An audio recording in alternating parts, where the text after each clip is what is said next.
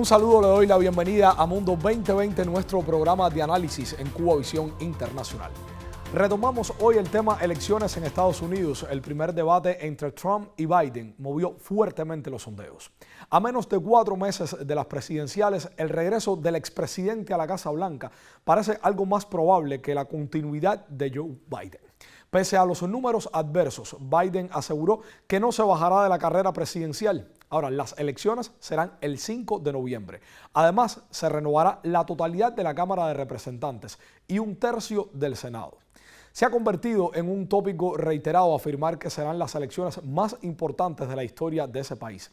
El hecho de que por primera vez desde 1892 dos candidatos compitan por un segundo mandato es razón suficiente para que, como algunos analistas y medios afirman, sean estos comicios una especie de referéndum sobre el presente, el pasado y el futuro del país, o son otros los elementos que definen eso. ¿Qué puede pasar en el poco tiempo que queda? Hoy conversamos con el analista Hassan Pérez Casabona, del Centro de Estudios Hemisféricos y sobre Estados Unidos de la Universidad de La Habana. Acompáñanos. Hassan, ¿cómo estás? Un gusto tenerte nuevamente en Mundo 2020. Un placer para mí, muchas gracias a todo el colectivo del programa por la invitación. Yo sé que tiene una audiencia cada vez más creciente por el análisis de temáticas. Estamos trabajando en ese sentido. Las plataformas digitales en ese sentido hacen que cualquier mensaje de análisis a profundidad se multiplique y nos sentimos muy a gusto de estar junto a ustedes. Bueno, y si se trata de las elecciones en Estados Unidos, que también es un tema de mucha pertinencia, de muchísima actualidad, creo que también el tema de la audiencia subirá un poco en este programa. Sobre eso vamos a estar hablando. Vamos a estar un poco que actualizando el tema también a mediados de año, cuando ya iba avanzando la campaña y hay algunas cuestiones definidas. Por supuesto, no todas, pero sí algunas han tomado más cuerpo. Hassan, me llama la atención las encuestas que han salido últimamente, ¿no?, en torno a la campaña y específicamente a la gestión de Biden. Temas como, digamos, su salud mental, su capacidad, balances de su gestión han sido, temas de análisis específicamente en estas encuestas. Me llamaba mucho la atención una que realizaba la empresa YouGov a solicitud de CBS, que dio como resultado un 72% de los votantes que considera que Biden no tiene ni la salud mental ni cognitiva suficiente como para ser presidente. Por supuesto, esto también está matizado por el debate reciente del 27 de junio, pero quisiera preguntarte específicamente qué otros factores, en tu opinión, podrían incidir en lo adelante en esa desventaja que tiene Biden con respecto a otros candidatos. Bueno, creo que en primer lugar habría que decir que el proceso electoral en los Estados Unidos cada vez se extiende. Prácticamente no ha terminado un ciclo y de inmediato ha comenzado el otro. Esto tiene que ver con la confluencia de múltiples factores. En primer lugar, la cuestión monetaria. Recordemos que el propio presidente Obama, años atrás, llegaba a confesar el peso desmedido del dinero, de la financiación, de la capacidad de interferir incluso en los asuntos de carácter electoral. Este año no ha sido la excepción. Se están presentando dos candidatos en una especie de revancha en el terreno de las urnas, del sufragio, del colegio electoral, que es quien tiene la última palabra en el sistema político de los estadounidenses, específicamente para la cuestión de las elecciones.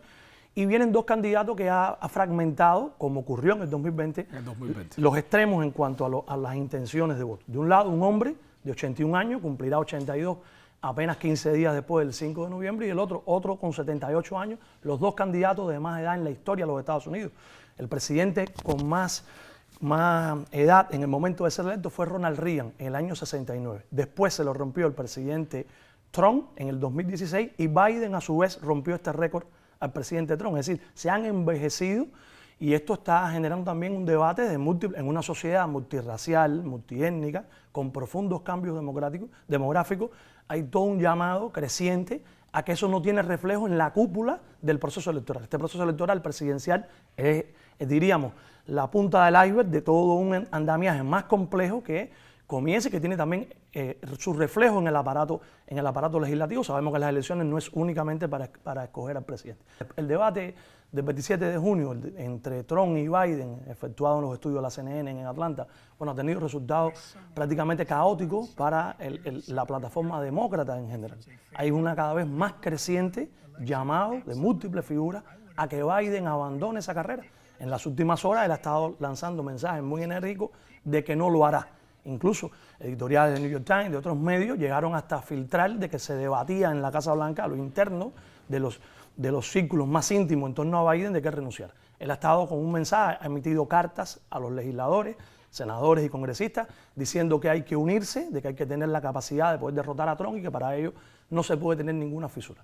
Yo creo que, de verdad, un país del capital educativo, científico, más allá de cualquier posicionamiento ideológico, un país de la envergadura de los Estados Unidos es la primera economía todavía hoy a nivel mundial, viene atravesando un ciclo de declinación hegemónica en la década del 70, pero mantiene la preeminencia en el apartado económico. Es el primer gasto militar mundial, tiene el 4% de la población mundial. Entonces, cuando uno analiza un país de esta relevancia, de esta significación, del impacto que tiene en su política, yo creo que es verdaderamente nefasto que con tanto capital acumulado en las universidades, centros de investigación, figuras tan grises sean las que detenten el poder. Muchas veces hay diferencias cosméticas, siempre hay una idea del comandante que me gusta mencionar, de que entre demócratas y republicanos más bien es la diferencia entre la Coca-Cola y la Pepsi-Cola. Pero más allá de esta idea que como metáfora puede ilustrar la convergencia de la clase política dominante, de las élites, yo creo que hay candidatos como los rostros visibles. El presidente es el rostro visible, hay todo un gobierno profundo, hay una élite financiera, hay un aparato militar, hay todo un consenso que desborda el rostro. Muchas veces incluso nosotros cometemos el error de concentrarnos exclusivamente en el rostro. Pero desde esa perspectiva creo que tanto Biden, y hay encuestas que ya están reflejando casi un 80% de desaprobación, sí, como Trump, con todo, podremos hablar más adelante, me parece que no están a la altura de lo que un país como ese necesita en medio de las profundas contradicciones por las cuales atraviesa esa sociedad. ¿Quién podría sustituir a Biden como candidato, en tu opinión, ¿no? Porque se ha mencionado, por ejemplo, a la vicepresidenta Kamala Harris, también a la gobernadora de Michigan, al gobernador de California, incluso a la ex primera dama estadounidense Michelle Obama. Y sobre esta última, sobre Michelle Obama, se afirma que es la única a la que las encuestas sitúan, digamos que muy por delante de Trump si decidiera presentarse. Hay otros nombres también que se están manejando mucho en los medios de prensa, pero bueno, en todo caso, ¿es esto posible? Ya adelantabas algo de eso en lo que nos comentabas anteriormente, pero ¿sería realista pensar en sustituir al candidato a estas alturas del proceso electoral? ¿Y qué expectativas también en ese sentido existen en torno a la convención demócrata, que por supuesto sabemos tendrá lugar a mediados de agosto? Biden está en estos momentos en una posición férrea, de que hay que hacer un llamado a la unidad, casi de una militancia desde el punto de vista doctrinal. El hecho de todos estos nombres que tú mencionas, el amplio abanico de Michelle o Hillary Clinton, se ha llegado a invocar a Hillary Clinton, pasando por los gobernadores, la gobernadora de Michigan o de California o Kamala Harris, en condiciones normales, incluso si hubiera un partido más cohesionado, si el liderazgo fuera real, yo creo que nadie cuestionaría que Kamala, por una cuestión de sucesión, es la vicepresidenta. Cuando fue traída al primer ticket con el presidente Biden en las elecciones del 20, en ese momento candidato, Biden decía que solamente iba por un mandato y muchas personas ya hablaban de su edad avanzada y que era muy probable que Kamala tuviera. Se le dieron algunas tareas en función de las cuestiones migratorias, su origen, su historia, todo esto que se suele remarcar mucho desde el punto de la gran prensa. Sin embargo, también yo creo que ha sido fallida. No es una candidata que articula ni en las élites ni en las bases populares. Si tú me preguntas, aquí hay un elevado nivel de incertidumbre, es más complejo cada vez para los analistas, porque perspectivas tradicionales se han quebrado, sí, se están volviendo esta elección se ha judicializado. Estamos viendo un candidato que tiene más de 90 cargos por los que ha sido recriminado en diferentes bases del sistema, como Donald Trump, incluyendo los 34 porque recibió una condena en una corte federal de Manhattan, es decir, en el estado de Nueva York, y al mismo tiempo otro hombre que es evidente que su proceso de envejecimiento lo ha golpeado. Yo creo que en lo personal los demócratas están abocados a una decisión que estremezca a sus bases. Los demócratas que siempre se preciaron de presentar propuestas más acabadas, que se enarbolaron como paradigmas del cambio, y cuando uno analiza la victoria, por ejemplo, de un hombre como el presidente Kennedy, o un hombre como Clinton en 1992 retando a Bush padre, o un hombre como Obama, encarnaban el vigor, la idea de la transformación del cambio, que no es por lo que está apostando en estos momentos la plataforma de Biden. Ahora, se ha hablado mucho acerca del consenso en Washington sobre que un segundo mandato de Joe Biden sería continuista, mientras que una segunda administración Trump tendría un carácter, digamos, más disruptivo que la primera, tanto para la política interna también como para la política internacional. Te propongo dejar a Trump para la segunda parte de nuestro programa, pero quisiera saber, ¿coincides tal vez con esta idea en el caso de Biden? ¿Y en qué se basa esa unanimidad con respecto al futuro mandato de Biden? Un segundo mandato siempre implica ponderar los aspectos de continuidad y ruptura.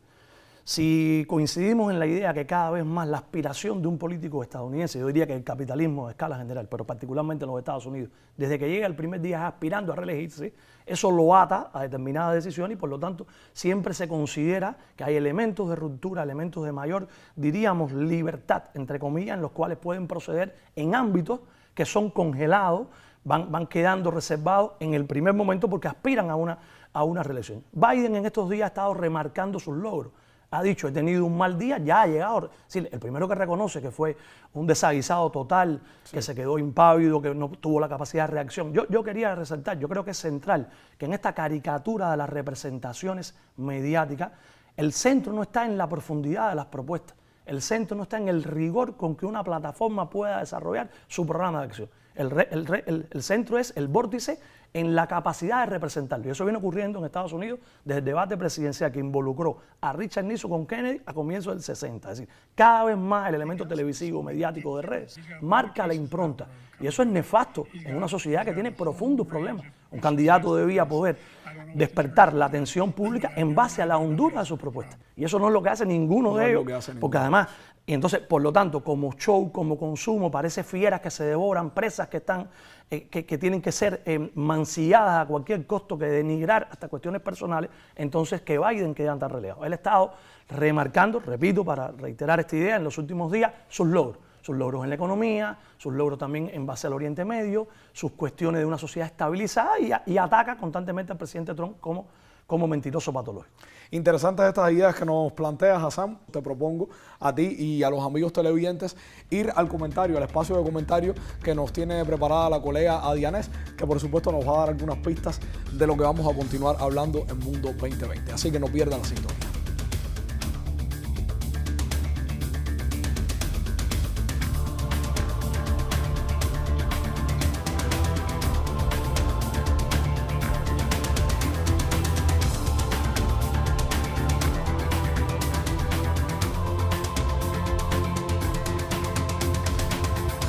Saludo a usted que nos sintoniza en Mundo 2020. Las alarmas se encendieron y de qué manera tras el primer debate presidencial en Estados Unidos el pasado 27 de junio. Los silencios y titubeos del actual mandatario Joe Biden aumentaron los cuestionamientos sobre su capacidad para otro periodo frente al Ejecutivo y a la vez provocaron mayor preocupación para los antitrumpistas que tuvieron que soportar la articulación incoherente de quien supuestamente ocupa hoy el puesto más poderoso del mundo.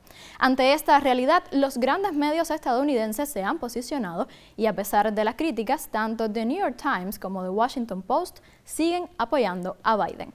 Este editorial que tengo detrás mío del The New York Times, titulado "Biden debería poner fin a su candidatura por el bien de la democracia estadounidense", además de esta imagen bastante representativa, nos dice que ese alegato de Biden de ser el candidato con más posibilidades para enfrentarse a Trump no es válido hoy mismo porque las condiciones del año 2020 no son iguales. Un texto donde nos dice que Trump ha demostrado ser un peligro significativo para esa democracia, pero que Biden ha dicho ser el candidato con más posibilidades de enfrentarse a esta amenaza de tiranía y vencerla. Sin embargo, esto no es así. Y aunque se edulcora además en el texto a la administración de Joseph Biden, como era de esperar de un medio como The New York Times, pues el diario no deja de asegurar que hay demócratas mejor preparados para presentar alternativas claras y convincentes a un segundo mandato de Trump. El Washington Post, por su parte, no dijo directamente que Biden debe renunciar, pero también se refirió a este tema y le solicitó que sopese la idea tras una calamidad de debate. Este texto del medio español La Sexta así nos lo dice, analiza lo que dijo el New York Times y también el Washington Post. Dice que pide reflexión. Horas antes, este diario, antes del editorial del Times, había recomendado a Biden tomarse el fin de semana para reflexionar sobre su futuro. Si bien el medio no le pidió que dejara la carrera, sí le solicitó hacer un ejercicio de introspección tras esa calamidad de debate y ha conseguido que nos planteemos, dice el Post, la legítima pregunta de si es capaz de desempeñar otros 4 años más en el trabajo más difícil del mundo. Así lo ha dicho. Lo cierto es que Donald Trump agresivo y confiado, cargó contra un Biden titubeante en ese primer debate decisivo. El republicano fue una máquina de lanzar falsedades y exhibió una vez más un discurso anti-inmigración, xenófobo, misógino y apoyado en bulos. De hecho, nuevamente sacó a la luz el fantasma de fraude electoral en previsión de una posible derrota en las urnas. Como asegura este último texto que les propongo hoy de la Jornada de México, titulado American Curious, de David Brooks, la realidad es que los trumpistas disfrutaron el debate porque fue una victoria para Trump, un triunfo de la mediocridad. Pero para muchos, la reacción más común fue preguntarse, ¿estos dos son lo mejor que puede ofrecer un país de más de 300 millones de habitantes? Ciertamente no hay mucho de humor en lo ocurrido, porque el desempeño patético del presidente Biden, además de que preocupa, favorece no solo el retorno de un bufón peligroso, sino de un proyecto explícitamente neofascista que Trump encabeza. En un contexto donde se lanzan al aire varios nombres sobre posibles candidatos para sustituir a Biden, Donald Trump avanza en las encuestas. ¿En qué medida le preocupa a los demócratas y a una parte del pueblo estadounidense que este hombre pueda tener un segundo mandato? ¿Qué peligros podría traer esto para ese país en el mapa geopolítico actual? Hay demasiados indicios, escuche bien, de que se aproxima una edad de tinieblas en la nación del norte.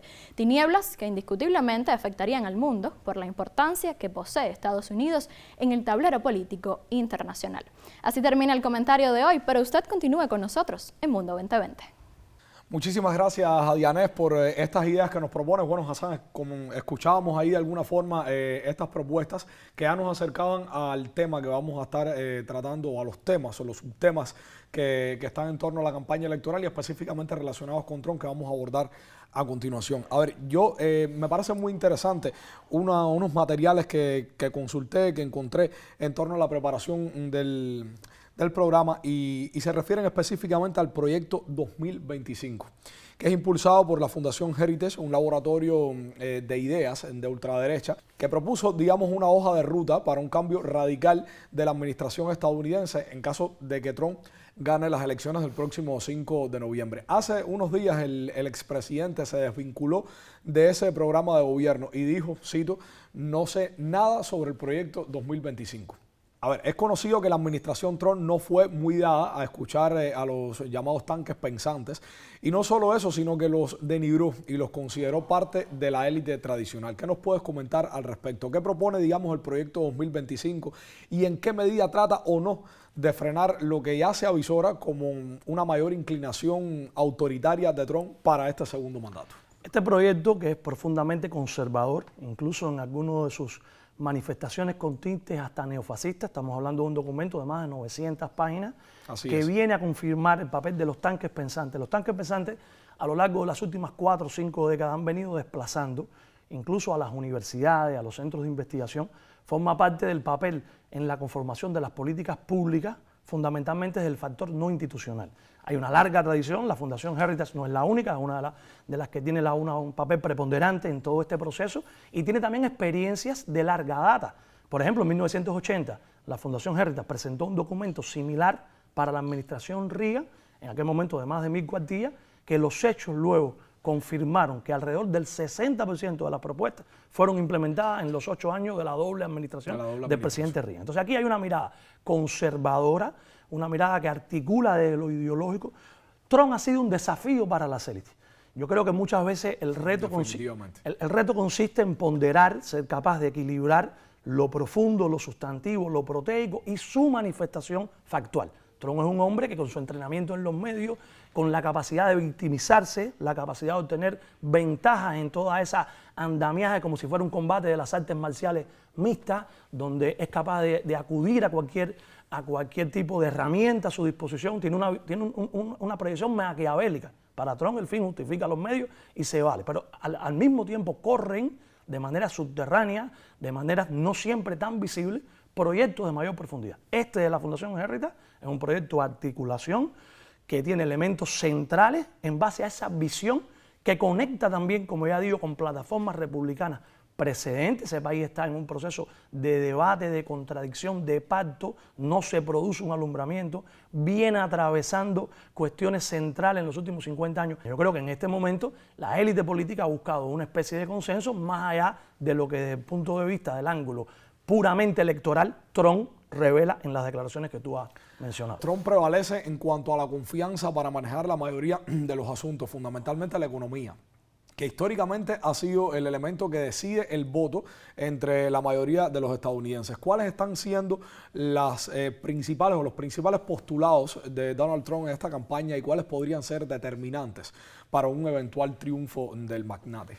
Acaba de ser publicado un documento con la votación de 84 votos a favor y 18 en contra del comité encargado para ello. Y este documento, que es muy pragmático, porque dice Estados Unidos primero, volvemos al Estados Unidos primero, pero de una posición realista, se modera el tono de asuntos incluso que fueron fundamentales en el 2016. Básicamente la cuestión del aborto. Si bien en los temas migratorios vuelve un endurecimiento, Trump y su equipo están declarando que tendrán las deportaciones de más largo alcance, sí, que tendrán un endurecimiento de la frontera, que esa contaminación a la cual ellos achacan todos los males. Sí, en Estados Unidos, en los censos, por ejemplo, la población blanca no hispana ha disminuido. Eran 196 millones, en estos momentos son 191. Dejó de ser del 64% y está en el entorno del 57%. Son realidades que afectan a todos. Entonces, en este documento que se acaba de aprobar con el visto bueno de Trump, según ha trascendido, hay una mirada diferente en el aborto. Trump ha venido diciendo que la cuestión del aborto no puede ser de jurisdicción federal, que tiene que estar en manos de los estados.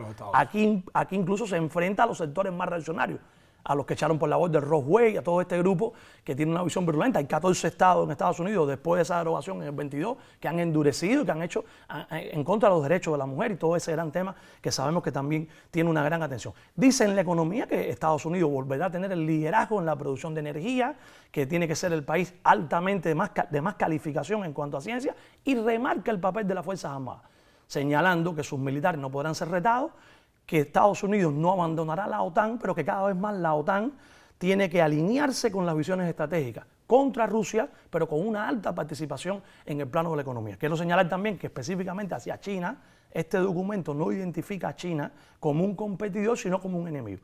El último año, por ejemplo, que es resultado de todo lo que empezó Trump, China, por primera vez en 16 años, no fue el socio fundamental de los Estados Unidos desde el punto de vista comercial. El año que terminó fue México. 741 mil millones de intercambio comercial. China fue el tercero. Es expresión de todas estas políticas que vienen a lo largo de ese año y que demuestran también un consenso para moderar el tono en aras del triunfo electoral, que para Trump sería una reivindicación. Lo remarcaría como el hombre duro, el hombre de la negociación, el hombre de hacer las cosas con fuerza, y también contribuiría, si ganase, a decir que en el año 20 a él se le escamoteó un triunfo que hasta este momento dice que lo ganó, cuando se sabe que el resultado electoral reflejó lo contrario. Un resentimiento, claro, que total, tiene hacia eso, exactamente. Manera de cierre, Hassan, más allá de todas estas diferencias y también de la incertidumbre que está acompañando a este proceso electoral, sigue siendo una prioridad nacional en Estados Unidos fortalecer su posición global ante un declive de su hegemonía. Lo que está pasando puede ser tal vez expresión de este declive que algunos analistas observan, que otros no. ¿Qué piensas al respecto? Sí hay un declive relativo de esa dominación hegemónica, de ese proyecto que ya no es el que emanó después de la Segunda Guerra Mundial. Estados Unidos no sé si está en capacidad de entender que debe actuar en un mundo cada vez multipolar, en un mundo multicéntrico. Ese es el reto para las élites. Nosotros somos una nación preponderante, lo hemos sido en 250 años, y cómo nos insertamos en un sistema de relaciones en calidad de iguales. ¿Están preparados o no? Es un tema que daría para muchos programas, pero sí, restituir, lanzarse, aparecerse, es el proyecto más, es el proyecto de querer decir que en las condiciones de la economía, de la ideología, de la cultura, del deporte, de la ciencia, imponemos una pauta. En Estados Unidos la cultura anglosajona, la cultura blanca, la cultura también de élite, de no integración, que está en el fermento fundacional de ese proyecto de país, le ha impedido entender que el mundo de hoy no es el mundo de 1945, no es el mundo de Bretton Woods, no es el de esa arquitectura financiera. Yo creo que en la medida que haya capacidad, que haya mesura, que haya voces inteligentes, más allá de estos proyectos ultraconservadores, nacionalistas, será posible un mundo de paz, un mundo de multilateralismo. Los hombres como Trump desprecian a las Naciones Unidas, ignoran el papel de la negociación, ignoran el papel del diálogo, vienen a hacer una especie de remake de la peor variante de Bush hijo de West Point, de necesitamos cadetes, de Fuerzas Armadas. Y eso no es lo que necesita la humanidad en el contexto actual. Bueno, muchísimas gracias, Hassan, por estas pistas que nos das para entender un poco el proceso hasta el punto en el que está. Todavía, por supuesto, nos quedan muchísimas cosas más por ver en torno a las elecciones de los Estados Unidos, pero por supuesto seguiremos investigando, aproximándonos al tema y estando al tanto, porque definitivamente las elecciones estadounidenses marcan pauta alrededor del orbe. Muchísimas gracias por estar aquí con nosotros. A disposición tuya, y quedan muchos temas, pero estoy seguro con esa capacidad también de aproximarnos entre todos de manera crítica. Exactamente. E intentando despejar procesos que no tienen, son complejos, pero que necesitamos que haya una comprensión específicamente de países como el nuestro, que tenemos un proyecto emancipador diferente y que tenemos que desarrollar nuestra voluntad de capacidad en todos los planos a contrapelo de posiciones tan negativas como las que se entrelazan desde los Estados Unidos. Con mirada 2020, con esa mirada crítica que nos proponen. Muchísimas gracias. Y a ustedes, amigos, permanezcan. Ya estamos casi al cierre del programa. Les invito a que no se vayan hasta el minuto final.